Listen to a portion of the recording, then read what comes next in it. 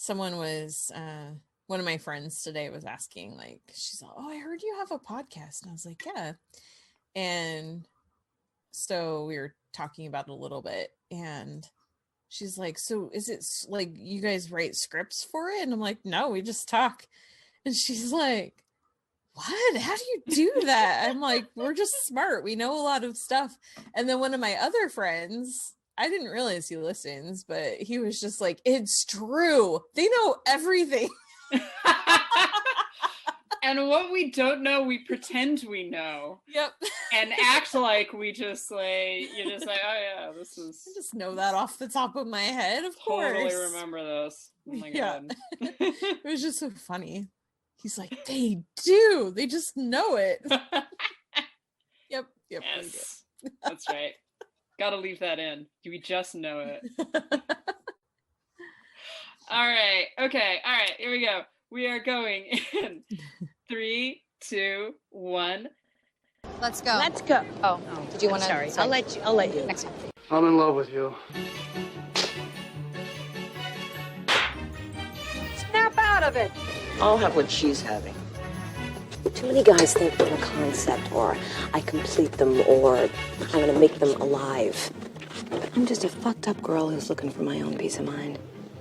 Don't assign me yours. Caustic wit is my religion. I would make a great queen because I am so stubborn. I say when it comes to stardom and Lauren, there are no accidents. Hi, Karen Peterson. Hello, everybody, and welcome to Citizen Dame, the podcast where we just know everything. Like, we just know it, and like we don't even have to look it up. We never look it up, in fact. It's just like we have all of film history and criticism just off of the top of our heds. Who needs research when it's all in your brain? Exactly. Like yeah, we just have this encyclopedic knowledge. I'm Lauren Humphries Brooks. With me, as always, is Karen Peterson. Hello, Karen. Hi. I love how you had to like think about your name for a second because you're too busy knowing so many other things. My brain is so full of film history and film theory that like I cannot remember my own name. I have actually like incorrectly signed my name to emails, and I am an editor, by the way. I'm a freelance editor, so I will write to clients, and every once in a while I'll like sign the wrong name or something. Like, that was stupid, wasn't it? Like, good on you, Laura. Just like, hello, I would like to work with you. I am a very important and professional freelance editor. Love, Laura. Like, anyways, I am Lauren Humphries Brooks. And you're Yes, Karen you Peterson. Are. How that are is you? Also true. How are you doing, Karen? I'm good. I'm all right. Yeah, I had to think about that for a second, but yeah, no, I'm good. It's been a interesting week. Yeah. Always lots of fun stuff. We here in California, well, specifically in Southern California, the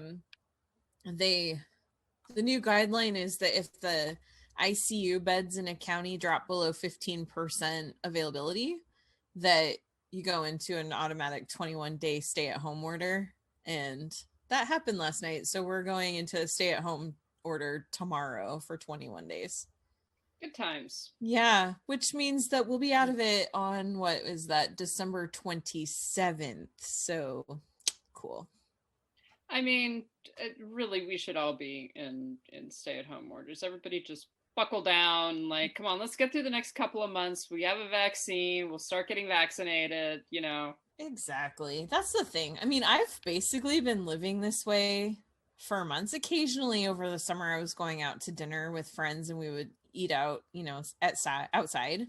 But it was always friends that are also living alone and stuff. So it's like, I've just been pretty isolated and I've been fine. I know it's hard for other people that, you know, for lots of different reasons, and I get that, but it's also like, listen, just buckle down, just do it. Just let's get through this. Like you said, the vaccine is coming. We can just ride this out for a couple more months. Yeah, this sucks, but we'll get through it.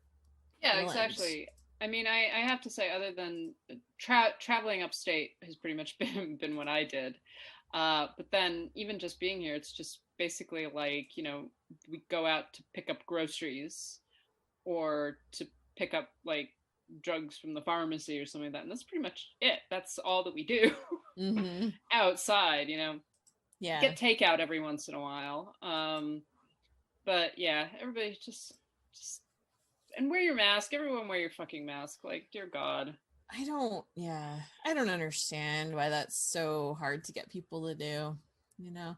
One day, a couple weeks ago, I posted apparently the controversial statement on Facebook that all pandemics that have ever happened have ended. People got really mad at me for saying that because they're like, well, but this is just different. Like, why? We have more connection than ever now. We can stay home much more easily. Yeah, exactly. I mean, it's, you know, it's not saying that it isn't difficult and it isn't depressing at times and everything, but also, yeah, if you can stay home, and that way the people who cannot stay home because they have essential jobs, etc., will be safer, and we'll all be safer. Like, for fuck's sake, guys. Exactly. Anyways, but one of the reasons all pandemics have ended is because generally at some point people start wearing their masks. Wear your fucking masks. Go get a cool plague mask. Be like, you know, whatever. Anyway, plague doctors. Yeah, the plague doctor masks. Well, and you know what? We're going to continue to stay home, and we should all prepare to stay home. Before we talk about our main topic for the day, which is Christmas movies, and what is a Christmas movie and what definitely is not a Christmas movie. Are we talking about Christmas movies or not Christmas movies? Christmas movies that are not actually Christmas movies. And we have some very controversial opinions on this topic that will make you very angry. I'm certain someone who's listening will be upset by this. Oh yeah, I can guarantee it, and I can't wait. But before we do that, let's talk briefly about, I think, probably the biggest movie news that has happened this week, and possibly even for the past couple of months. Which is the ensuing death of movie theaters, which are obviously dead and never coming back and will never return ever. That's it. Everything's shut. Like, just to let you know, all of your local theaters have just been shut down. Of course, that is not true.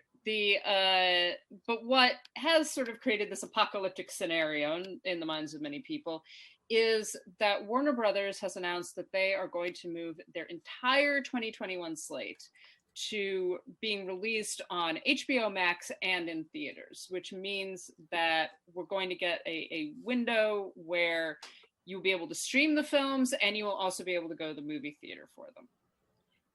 This provoked, I mean, anyone who dwells in film Twitter for any length of time, this was apocalyptic. I mean, this was like Horror of Babylon, riding on the beast, coming down. It was Revelation style. You know, and of course everybody began announcing, well, this is the death of the movie theater, you know, I'm so sorry about movie theaters dying, you know, and all of this stuff. Of course, at the same time, for anyone who's really been tracking this and paying attention to the way that movies have been released in the past year, you kind of figured that something like this was coming. I think that the biggest surprise is that they've announced this for their entire 2021 slate. Yeah. Which is what's so sort of surprising about it. So I know what my reaction to all of this is, but Karen, I want to start with you and let you get some words in edgewise on this. So what are your feelings about this? Is this the end of the world as we know it? No, it's not. And it's fine. And it's funny because I got a couple of private messages from people who were very concerned, I think that they wanted me to also be concerned, either that or hopefully they wanted me to calm them down, which is what I was trying to do. So, yeah, we definitely have been waiting for something like this to happen. To anybody who is actually tuned in to the business side of the movie industry, I don't think this is really that big of a surprise. The other way that I saw this going, not with Warner, but was with a studio, now that the Paramount decision is no more, a studio buying one of the movie theater chains, like Disney buying AMC or something, which also could still happen, who knows. But yeah, I think what this signifies is at least what I hope that this is going to do, is really start to change. I mean, it's obviously going to change the way we watch movies.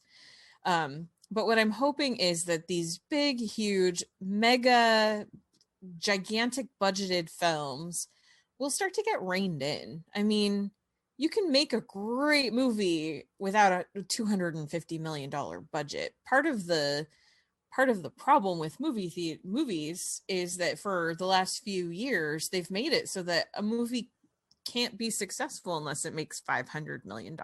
And I think that has really contributed to the decline of cinema, because then you have to charge these outrageous ticket prices and things like that. And I think that what we learned with Movie Pass was that there's still a lot of desire to go to the movies. It's just that people don't want to pay so much. And as long as the studios are still primary, like these big studios, Universal, Disney, Warner, are still the ones that are providing the majority of the offerings that are at the local Cineplex, you're going to have to charge $20, $25 for a movie ticket just to make it affordable for the theaters and the studios. So with this happening, I think that there's going to be probably some pullback of budgets on movies again.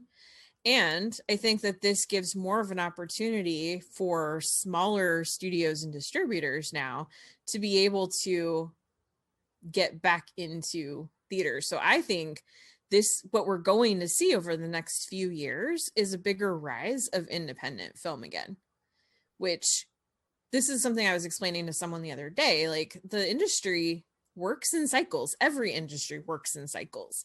And, you know, at the beginning of film, as we explored on this podcast, at the beginning, it was all independent. And then the studios started to come in and change things. And then in the 60s and 70s, you saw an emergence of independent filmmakers who then were really successful and got kind of snatched up by the studios. And then there was sort of a resurgence of the studio system, and this all goes back and forth. So I think over the next few years, really what we're going to see is more of a focus on independent movies again. Yeah, I strongly agree with you. And I think that, that movie theaters have been in trouble for a long time. And in fact, we've talked about, over the course of the past few years, we've talked about fairly consistently issues that movie theaters are running into. So because there's this split between theaters, right? You've got the big theaters like AMC, Regal, all of the various more regional ones. So you've got it on the Northeast and on the West Coast, etc. And then you've got some of the smaller theaters, the art house cinemas, the ones that show revival films and things like that. So what we're actually talking about, particularly when we're talking about Warner Brothers films, we're talking a lot about the big theaters, right? The AMC, Regal, etc. And I mean, first of all, I have real difficulty. I know that real human beings depend upon these places in order to pay their bills, so I get that. The companies themselves, I have a real hard time pouring one out for AMC and Regal. And so I don't know. It seems to me like the way that people have talked that this is like I said, this is apocalyptic or something, that this is the end of movie theaters. It's like, I don't think that it is. And I think that it's ridiculous to imagine that it is, because I think that you, as you're saying, this is all cyclical. You have to not have any knowledge of the history of film exhibition. And the history of the way that the studios have operated in the United States, at least, in order to assume that because one studio decides that it's going to release films on streaming, that therefore spells the complete destruction of an entire industry. I think that that's crazy. Mm-hmm. Yeah, exactly. I mean, look at how many... It's been really fascinating here. And I'm sure that this is not the experience that a lot of places are having, especially in much smaller markets. But it's been really interesting to see what's been happening here in California, because there are a lot of nonprofit, independently owned movie theaters. They're not chains. There are a few that are like, we have 1 or 2 locations, or you know what I mean? Like, so technically they're small regional chains, but yeah, the way that so many of them have adapted to sort of the current circumstances, like AMC and Regal and Cinemark, they just shut down. They just closed their doors. That's it. But the Frida Cinema, which is really close to my house, they've been doing outdoor and drive-in screenings for months, you know, and they just started doing that, and a bunch of other theaters are. Now, I know also there are a lot of places in the country where going into the winter, that's not an option. Even here, it gets kind of uncomfortable. The drive-in isn't bad, but it can get very uncomfortable being outside in the winter. But just watching the innovation and watching the kind of the more out of the box thinking that these small places can take the time to do, partly because they do have to figure out a way to survive, but also because at their core, they really are passionate about film. They're passionate about audiences, and they have an interest in still making sure that they can provide their experiences to their audiences, to their customers. Whereas the big chains, they just care about money. Like, they don't really care about people being able to see, you know, whatever it is. And so, yeah, when you look at where the focus is coming from and who's behind the decisions, I mean, if AMC and Regal disappeared tomorrow, I wouldn't cry, as long as the smaller places are there. I'd much rather go to a Lemley's or whatever, you know? Yeah, exactly. I mean, I think about a lot of the movie theaters that, and again, you know, I had before the pandemic, I had the AMC, whatever, their pass. Yeah, the A-list. Yeah, the A-list pass. And so I actually did go to a lot of movies at AMC theaters because of that, right? But when you really think about it, when I'm like, okay, well, say that AMC and Regal and all of these other big cinemas just closed, right? These companies just folded. How upset would I be? And I was like, well, I mean, it would be kind of disappointing, but okay. If you talk to me something about like the Angelica in New York, Film Forum, the Quad, etc., then I'm like, oh, that's really sad. That's really disappointing. And those are art house cinemas, right? These are cinemas that either show revivals of classics or that show first run films, but they're like, you know, the French Academy Award nominee, things like that. And so these are much smaller films, and they're films that aren't exhibited as much, et cetera. And so that's what to me would be very sad, would be to lose those theaters. So I'm far more concerned about them than I am about the bigger ones. And so when it comes to something like Warner Brothers deciding like, okay, we're going to release these films on streaming, it's like, all right, so that means, you know, that Wonder Woman 84 is not going to be on 15 screens in the same fucking theater. And that was one of my issues. I think that the way that a number of critics were beginning to talk about this was just like, well, we're never going to get to see movies again. We're never going to get to have that cinematic experience. And they're like, and it's not just about the big 10 films, it's about the smaller ones. And I'm like, where the fuck were you going to the movies? Mm-hmm. Because when Avengers Endgame came out, I remember going to see Avengers Endgame, and almost every single screen was Avengers Endgame. Yeah. Or a Disney movie or something like, and there might have been a small one that had like a screening at 10 o'clock at night or something like that. But I'm like, this is not an option, right? It's not like I've got 15 different movies that I can see in this one movie theater. I've got one and maybe another one and maybe a third. Mm-hmm. Right? Yeah. And that was one of the things that I think is very disingenuous about this attitude. That's like, oh, this is the end of movie theaters. It's like, what kind of movie theaters are we actually talking about here? Yeah. Well, there are two things too that I want to say. One is that I think people are kind of missing the fact that when theaters reopen, Warner Brothers is still going to put their movies in them. They're just also going to be available at home. Yeah. It's not only HBOMax. It's a day and date release. So you can go to the theater or you can sit at home and watch it. Either way is okay. Yeah. The other thing that, I mean, people are, of course, as they're writing obituaries for the theatrical experience, I will say that it's going to be very sad for me to watch Wonder Woman 1984, a movie I have been very excited about for 2.5 years, or whenever it was that I first saw, I guess 3 years.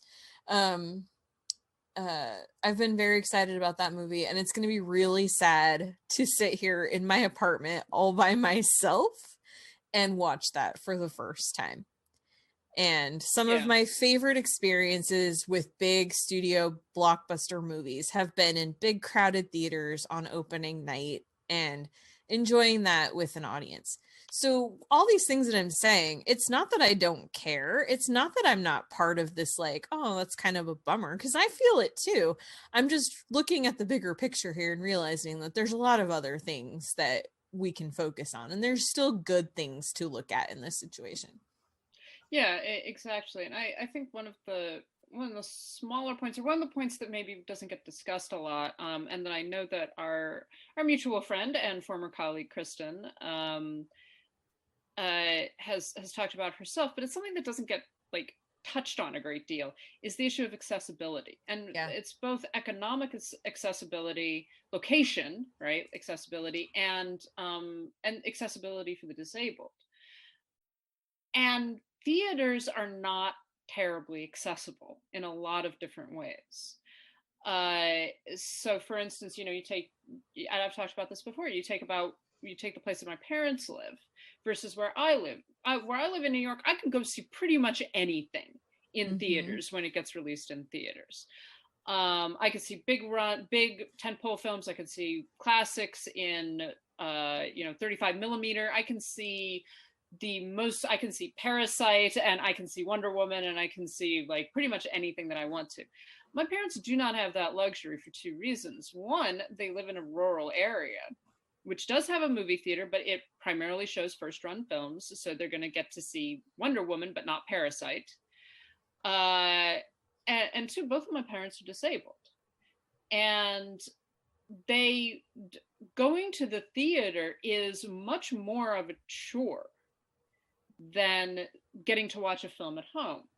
So right now, like my parents and myself really have gotten to see a lot more movies this year, partially because there hasn't been that same impetus to go to the movie theater, because the movie theaters have been closed most of the time.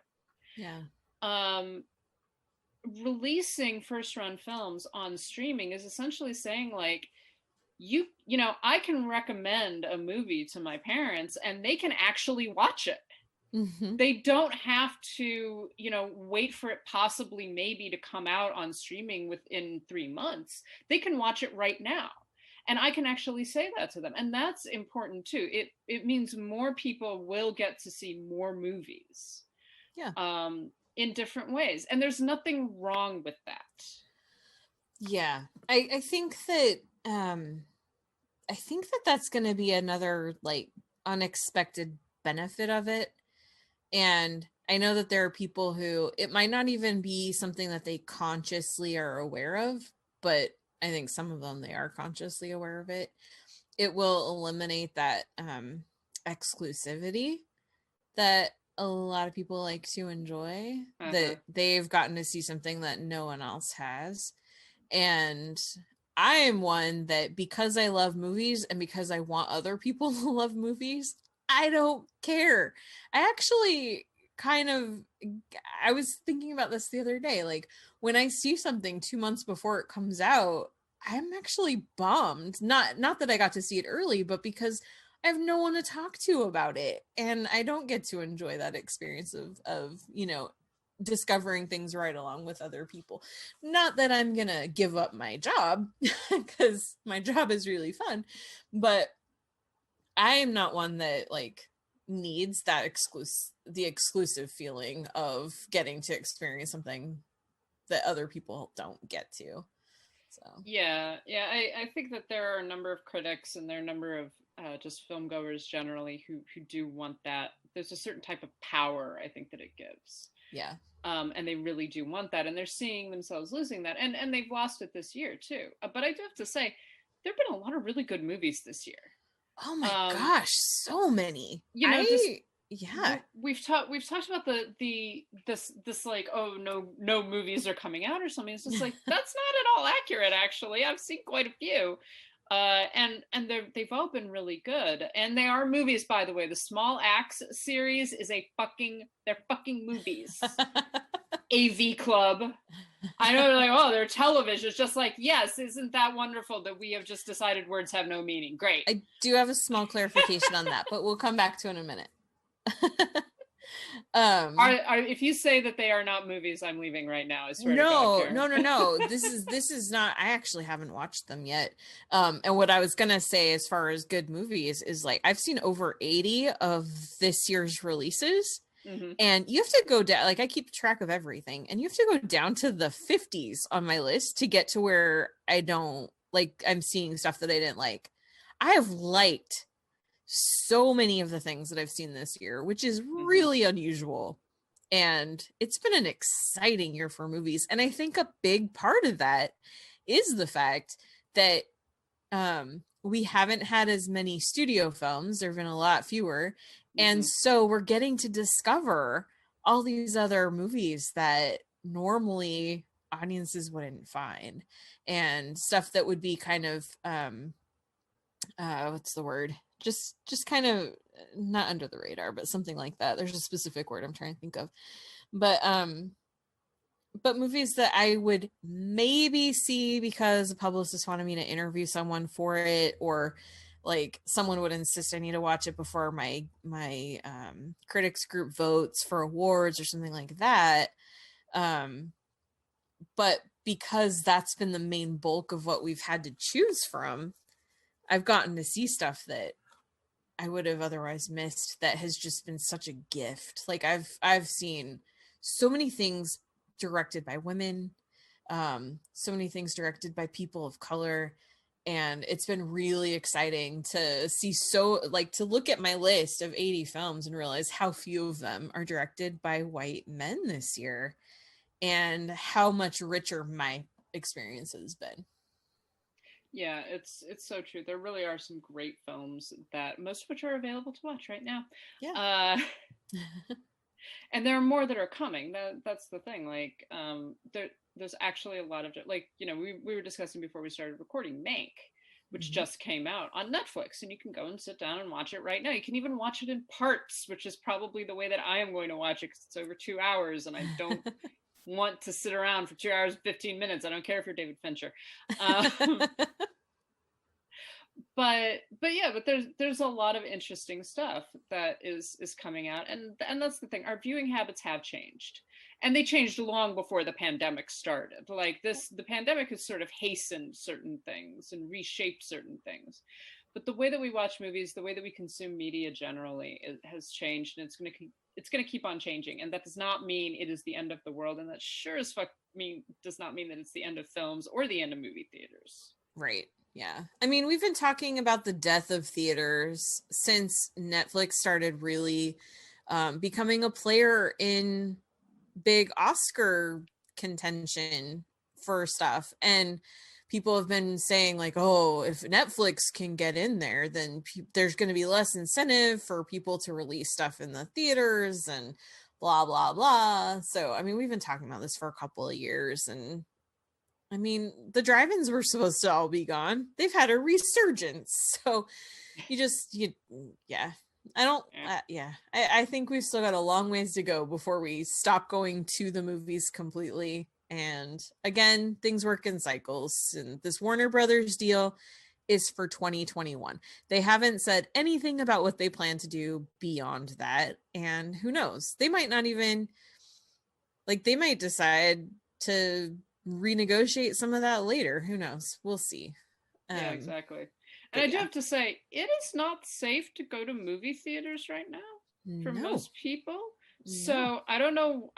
This is again, I'm like, I don't know why you're all complaining so hard. I mean, you probably would not want to see at least some of these films in the movie theater because it would be dangerous. Yep. Like, let's not bitch about, oh, I can't go see Wonder Woman. It's just like, no, you shouldn't go see Wonder Woman. Please don't go see Wonder Woman.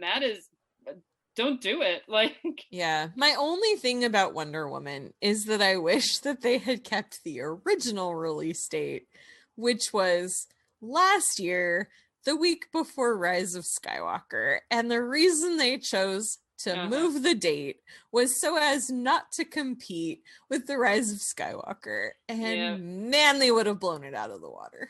Yes, they should have just done it. Well, it's like I think one of the last really like big the last film I saw in a movie theater before the pandemic started was The Lady Vanishes at Film Forum. The last two films that I saw, like the big releases, were The Invisible Man and Birds of Prey. And I am glad that I got to see Birds of Prey 5 times in a movie theater before this all happened. Yep. Yeah. So the last thing I do want to say as far as all this goes is that what frustrates me is the fact that this is all happening and there's still no fucking deal with HBOMax and Roku.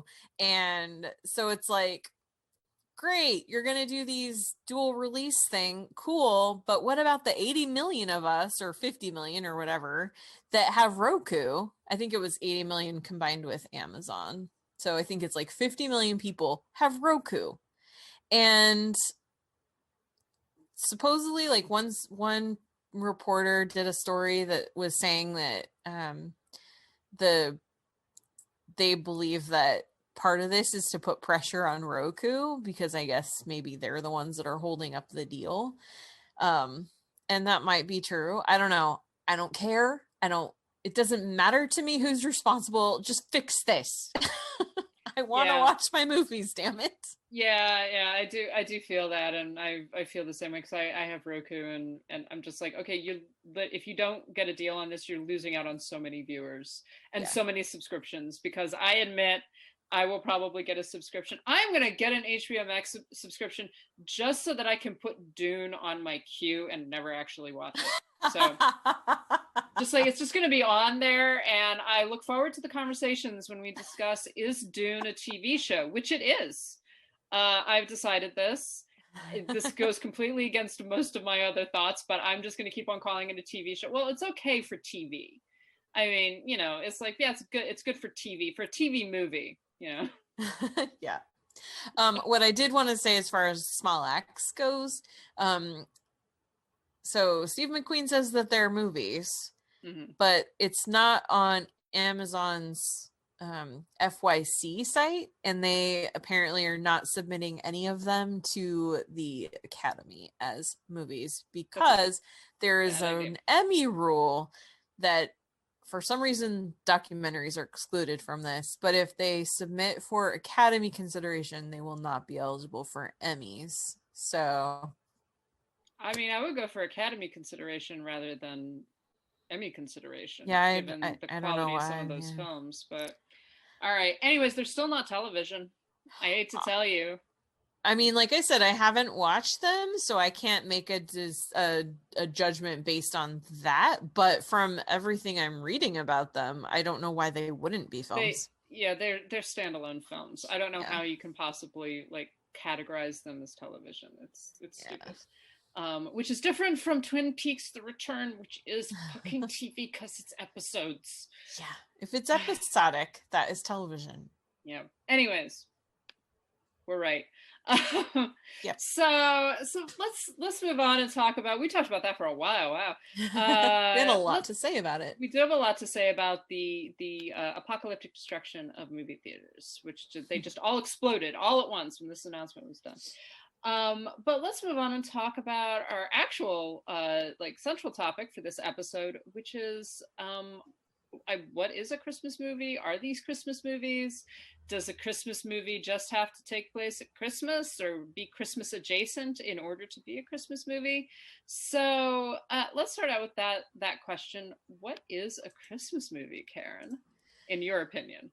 So I would identify a Christmas movie as a movie that takes place at Christmas time.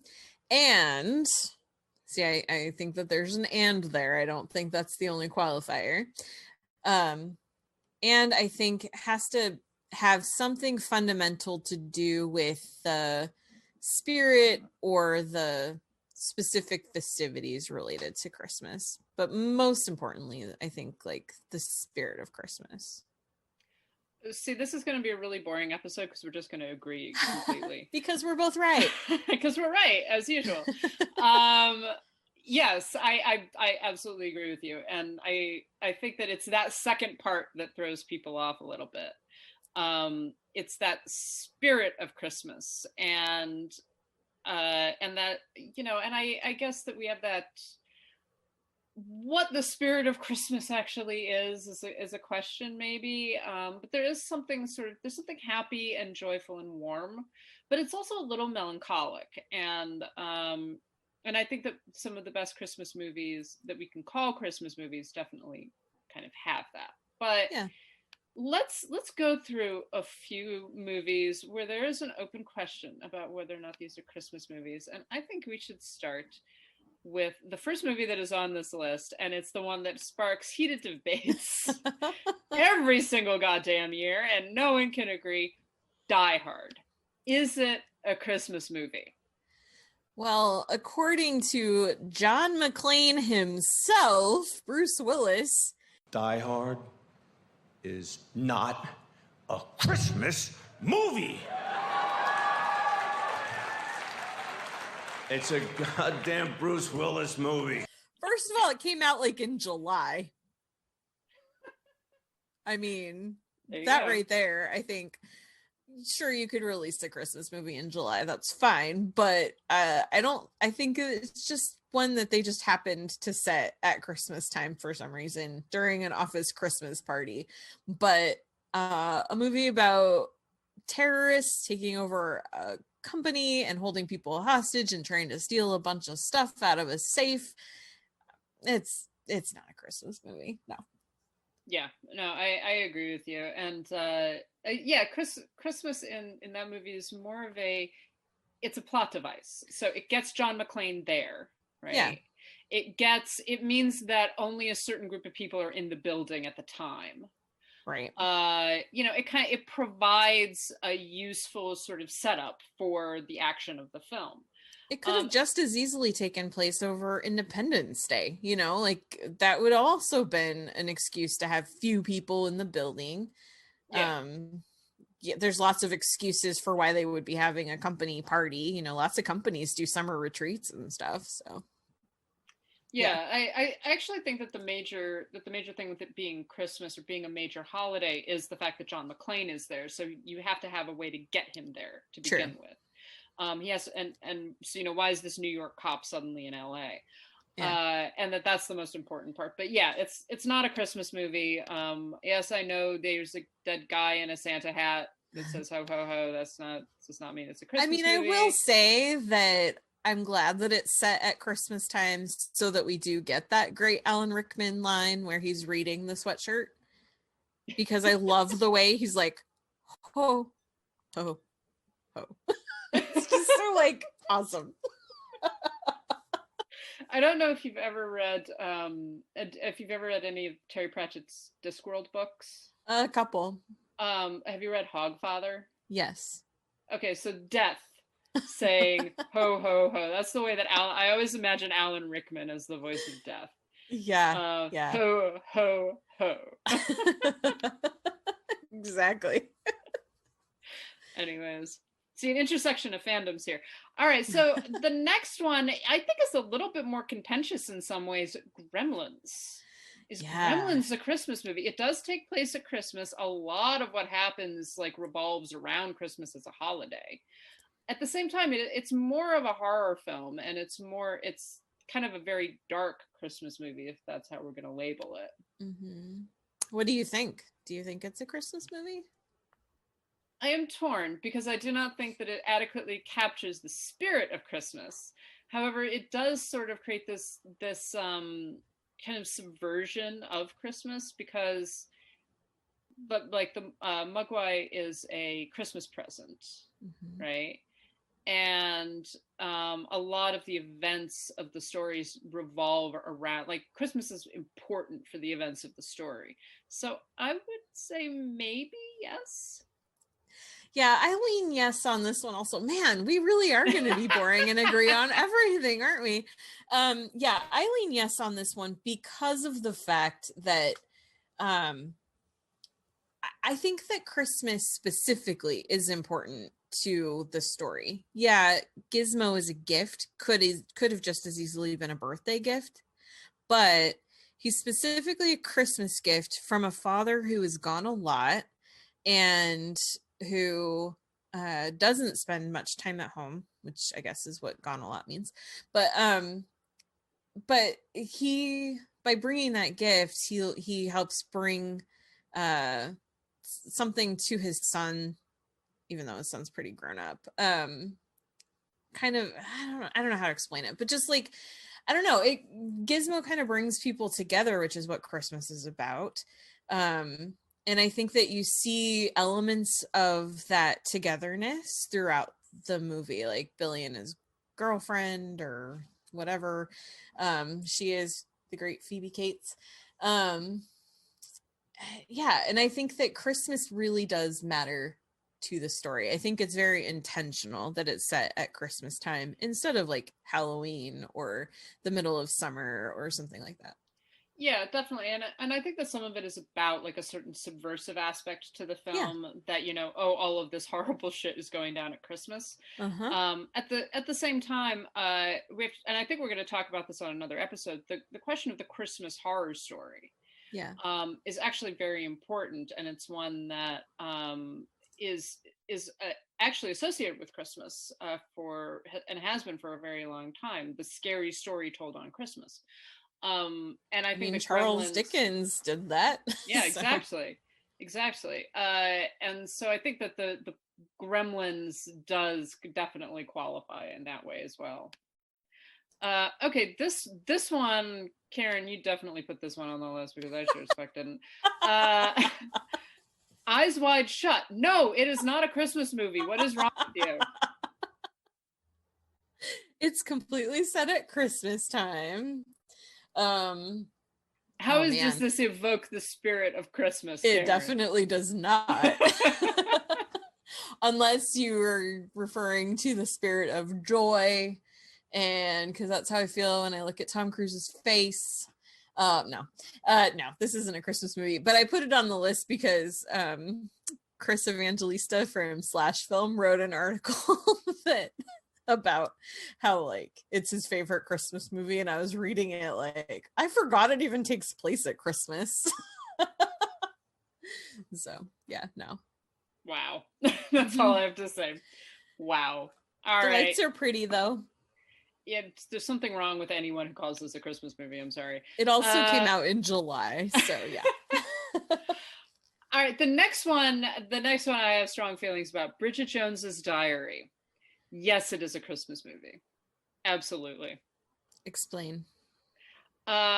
It takes place a lot at Christmas. Most of it takes place at Christmas. It starts and ends at Christmas. Yeah, but it kind of goes year round. There's that whole issue of the Christmas jumper, and I admit this, and I think that some of this is just association. I always associate Pride and Prejudice because of the like snow, and it came out during Christmas, and you watch it during Christmas. And so Bridget Jones's Diary is necessarily like its own little kind of offshoot of Pride and Prejudice. Also, I always watch this with my friends around Christmas time, so it's definitely a Christmas movie. Now, I love Bridget Jones's Diary, and I practically have the movie memorized. I feel like it's really not a Christmas movie, but I also love watching it at Christmas time. But the reason I feel like it's really not a Christmas movie is because so much of it does not take place at Christmas. Like I said, it starts and ends there, but a lot of it goes through an entire year of her life. Yeah, but Christmas is what brings them together, ultimately. I think that that's important. The sort of the beginning and the conclusion of the film, at least, or the moment where they come together as a couple, is associated with and revolves around Christmas. Yeah. Yeah, I do like Mark Darcy's Christmas jumper a lot. And there's that scene where she's standing outside and he wraps his coat around her and it's snowing. It's definitely a Christmas and movie. She's like, nice boys don't kiss like that. Oh, yes, they fucking do. No idea. That movie got me through college. That's all. It's just a great movie. That's all I know. Okay. All right. Batman Returns. No. Who said that it was a Christmas movie? Everybody says it's a Christmas movie. How? Why? It takes place at Christmas time, and it's like they're getting ready for Christmas or something. I think the big main like showdown at the end, I think, is on Christmas Eve. There's like a scene in the mall, and there's like tons of people there like Christmas shopping and stuff. So yeah. I mean, I guess I was gonna say, if we're gonna call Gremlins a Christmas movie, I guess we should call this a Christmas movie. But I don't think that it depends upon the holiday enough to justify that. I agree. I feel like much like Die Hard, actually, I would say even a little bit less than Die Hard, because I don't feel like Christmas is a plot device to get anything to happen specifically. I feel like Christmas is just the setting. Yes. For Batman Returns. Yeah, I agree. So yeah, not a Christmas movie. Black Christmas. Yes, because it makes me feel warm and fuzzy about the violent destruction of patriarchy. Fair enough. So there. What do you think? I don't know. See, that's another one I feel like, and I think we can talk about this more specifically on our Christmas horrors thing, but yeah, this is another one that I feel like it kind of could go either way, because really the events of, and this is any version of it, I feel like the events could happen at other times of the year. They're not strictly dependent on Christmas, but I think that it makes good use of the time of year to move some specific plot points forward. Yeah, I would agree with that.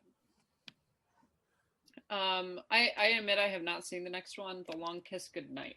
Oh man. So what are your feelings about it? One of those like cheesy 90s action movies. I feel much like Die Hard and I guess Batman Returns, that it's setting, and it might even be a little bit plot device more closely related like Die Hard is, but yeah, I think it's just one of those that takes place at Christmas but isn't really a Christmas movie. All right. While you were sleeping, that's an interesting one, because I feel like it's very Christmassy, but I don't know. So here's my argument for why I think it is a Christmas movie. Okay. So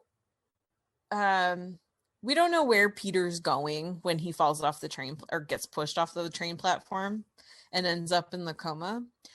But I don't believe that his family, I don't know that the whole like she's his fiance thing would have really come up the same way. And I don't think that they would have had such a like need to include her in what they were doing if it wasn't Christmas time. Like they specifically wanted to make sure she had somewhere to go for Christmas. They specifically wanted to make sure that she had family to be around because it was Christmas.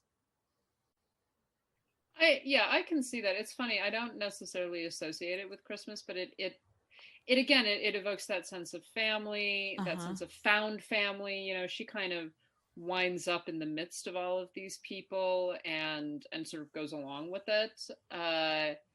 And also Bill Pullman is cute. So he's so cute. And I love when Elsie's like, "You're under the mistletoe. Kiss her, idiot."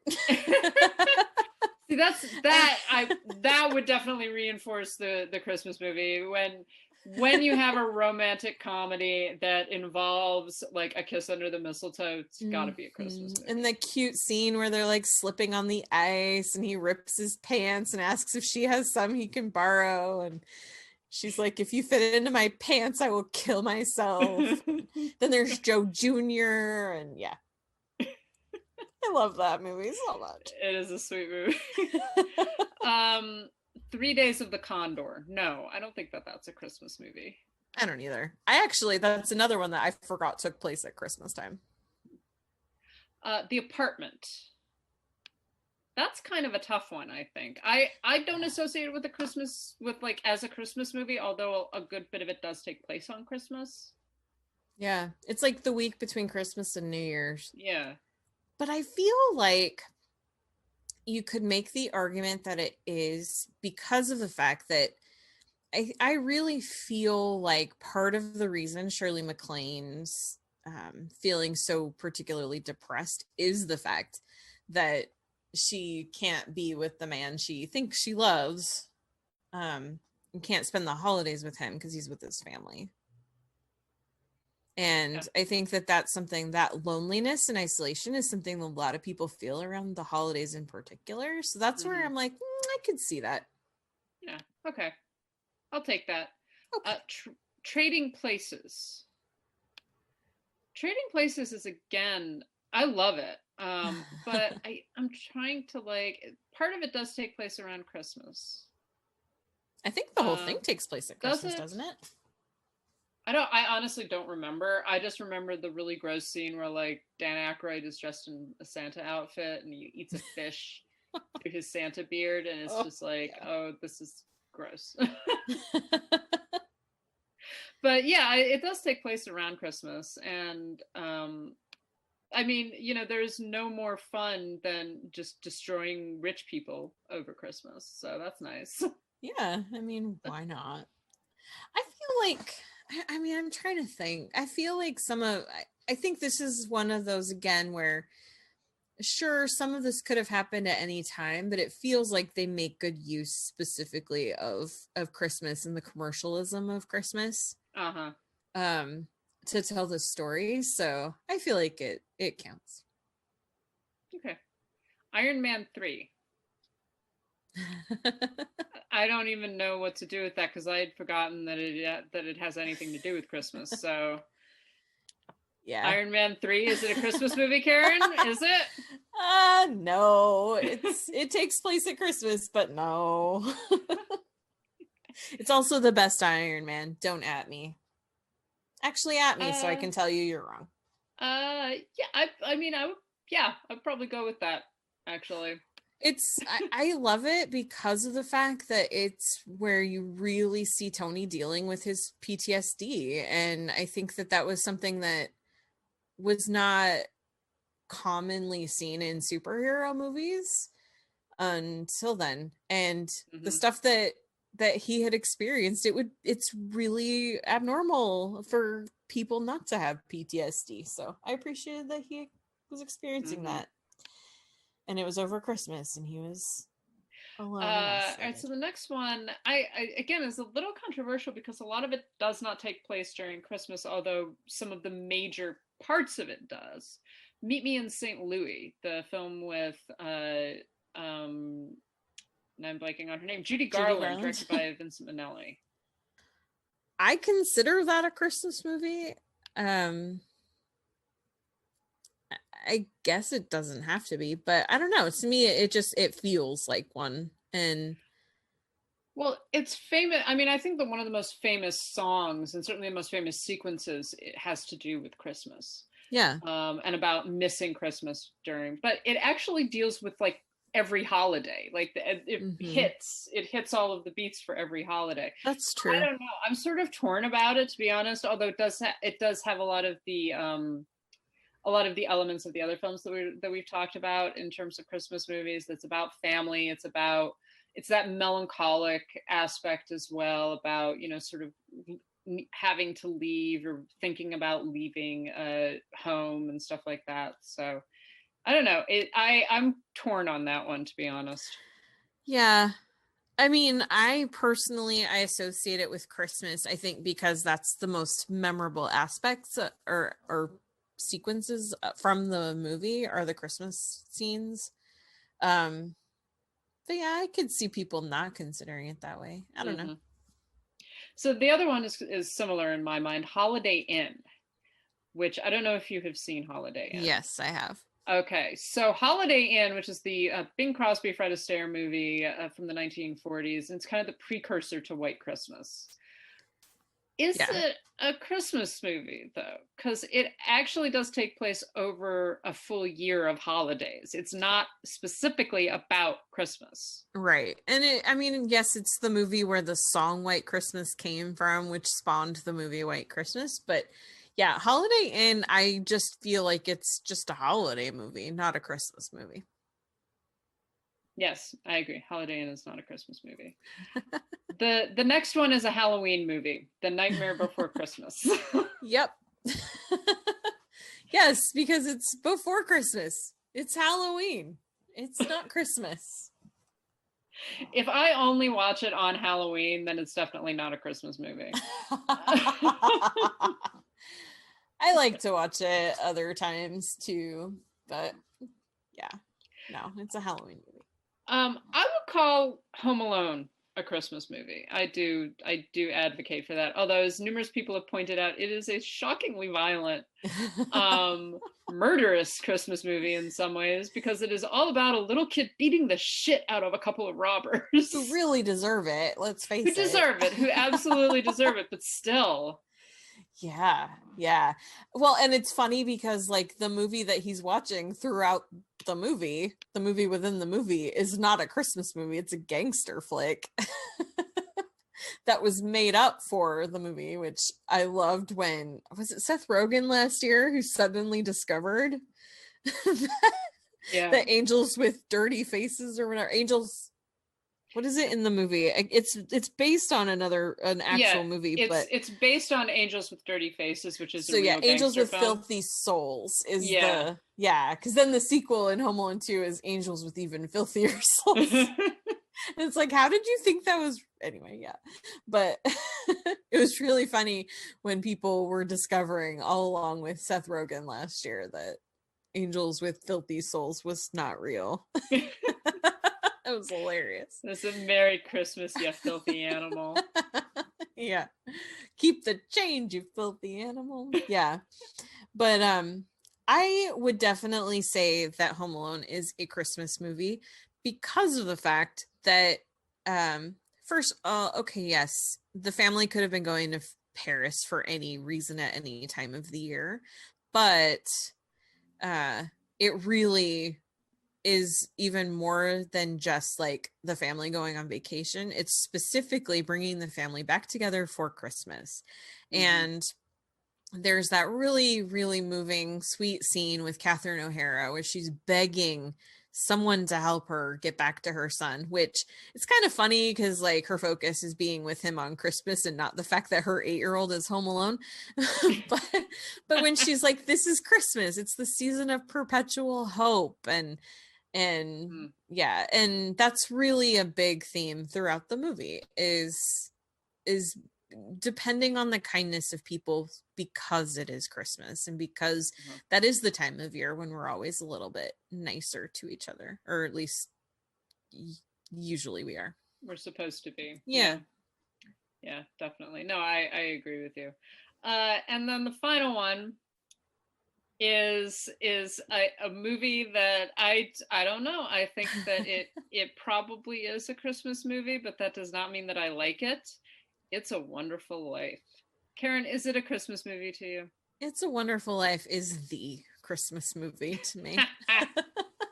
Yeah, my mom and I watch It's a Wonderful Life every year on Christmas Eve, which I know that doesn't necessarily mean anything as far as if it's a Christmas movie or not, because lots of people watch Die Hard on Christmas Eve. But it's another one that is really all about family and the spirit of the holidays and bringing people together. And part of the reason that you have that big, beautiful moment at the end with George Bailey and everyone from the community that he's helped in their lives, they want to help him because he's helped them. But part of why there's that magic and that spirit in the air is because of the holiday and because it really does bring people together. So yes, It's a Wonderful Life is a Christmas movie. Yeah, I would say that it's a Christmas movie. I really don't like it, and I've never liked it. It has always made me really uncomfortable, and it wasn't until years later that I understood why it made me really uncomfortable. But I think that it is a Christmas movie. It definitely has its place. It's just terrible. Well, it's not terrible, and you're wrong, and I'm sorry for you, but it's fine. You don't have to watch everything. I'm sorry that you like that your favorite Christmas movie is just such a terrible movie. It's not though. So my favorite Christmas movie, by the way, is White Christmas. So I do love that one too. It makes me cry at the end. Oh my gosh, every time it does not matter how many times I've seen that movie. It makes me cry. But there's no question about White Christmas. That's why it's not on the list. Oh yeah, no, it's literally in the title. Like, yep. White Christmas. It is a Christmas movie. It's about a white Christmas. Yes. So those are the films that are not Christmas movies, and some of the films that are Christmas movies. And of course, you can let us know which ones we are wrong about, but we're not, because we're always right. And you can also let us know which are your favorite not really Christmas movies. I mean, really, if they're going to try to tell us which ones we're wrong about, they're basically just telling us which ones they're wrong about. So it's fine. Exactly. So I think that is going to close out this enjoyable little episode this week. And as always, we want to thank our patrons who continue to contribute and to keep the lights on. Thank you so much to Matt, Heather, Adriana, Michael, James, Katie, Carriata, Mason, Matthew, Michelle, Monty, Nanina, Nicole, Robert, Sharon, Steve, Tao, and Will. And of course, if you want to contribute to our Patreon, we would really love that. But of course, obviously, no one is obliged to. We're just very, very grateful that people are willing to do that right now. Our Patreon is patreon.com/citizendame, and we are going to be rearranging some of the tiers and stuff like that. So keep an eye out for that. We're working on it. If you want to buy some of our merchandise and maybe you need some Christmas presents, we do have a Zazzle store. It's zazzle.com/citizendamepod. And you could toss us a few dollars if you feel like it at ko-fi.com/citizendame. Of course, you can get in touch with us a multitude of ways, including on Twitter and Instagram at citizendamepod. You can email us, citizendamepod@gmail.com, and tell us what Christmas movies you are wrong about. We of course have our website, that's citizendamepod.com, where we've got reviews going up. I'm going to have another couple of reviews going up of some Todd Browning films, which I'm really excited about because they're great films. So keep an eye out for that. And of course, you can reach out to us individually. I am on Twitter and Instagram at LHBusiness. Karen, where are you? I am on Twitter and Instagram at Karen M. Peterson. And I am always right. And then when Karen agrees with me, she's then right. But sometimes except for the times when you're wrong, but I'm right. So except I'm never wrong, so that means that you must be wrong. It must be exhausting to be wrong sometimes and not know it. It must be exhausting to be right, like it is right. Never mind. I'm done. What was that? I am right. I'm always right. Except for the times that you're not. It's fine. Christ. I haven't had dinner. It is later for me than it is for you. Anyways, we will talk to everybody next week. Thank you so much for listening. Bye. And I'm right. No, but you're not. I wanted this to be professional, efficient, adult, cooperative. Not a lot to ask. Alas, your Mr. Takagi did not see it that way, so he won't be joining us for the rest of his life. So we can go any way you want us. You can walk out of here or be carried out. But have no illusions. We are in charge. So, decide now, each of you. And please remember, we have left nothing to chance.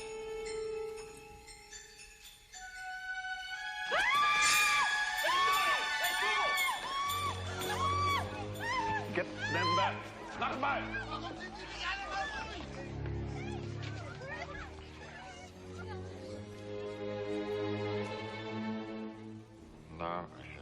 machine gun. Ho, ho,